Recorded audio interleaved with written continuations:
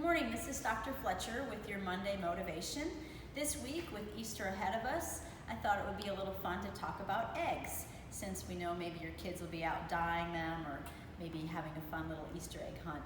Unfortunately, eggs have gotten a bad rap over the past many years, and the controversy surrounds eggs as to whether or not we should include them in our diet. Eggs are very versatile, and there are many good reasons to have eggs in your diet. They're a cheap source of protein, they're loaded with vitamins and minerals, and can be very versatile with cooking.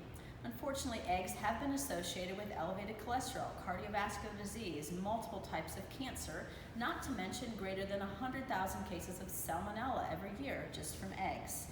So many people come in confused about eggs when they come to see us here at Thrive or participate in our teaching programs. And I wanted to touch just a little bit on those things today. About a month ago, another study came out in the Journal of American Medical Association, really having us question how many eggs we should eat in a given day or a given week. And that study really pointed to a slight increased risk of cardiovascular disease and all forms of mortality when including too many eggs in your diet. The problem is that at the root of this, we really have to look at your individual risk for cardiovascular disease and also the amount of saturated fat that you're consuming in your diet, because particularly the yolk has a large amount of saturated fat, not to mention the other foods that most people eat with their eggs, such as bacon and sausage and all of those good things. So today we wanted to give you just a few little tips about including eggs in your diet, and some of these come from our dietitian here, Annette. Number one, just to point out a little bit about the confusion with shopping for eggs. For years it was easy. You had white eggs or brown eggs, but now there's so many options. They're either standard eggs or organic or free range or barn fed, and so many of them have added nutrients such as omega-3s.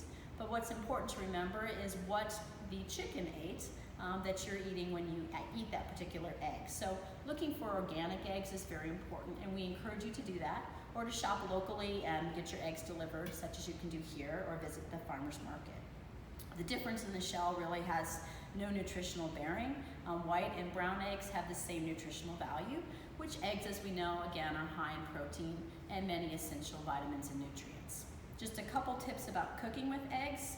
And to limit the amount of saturated fat and cholesterol that you get when you're eating the eggs would be to make sure that you're including a lot of fiber with that meal, particularly maybe eating them with some vegetables and such as a frittata. There's been a little bit of controversy about how you should cook your eggs, and maybe to limit the amount of scrambling of the eggs, because the oxygenation of the bad cholesterol or the LDL can be increased with scrambling, and that can be a detrimental part. But lastly, just to remember not to vilify the poor egg or any one particular food group in your diet. Using a little bit of egg in your diet and maybe limiting the amount of yolks and mixing them with more whites is important.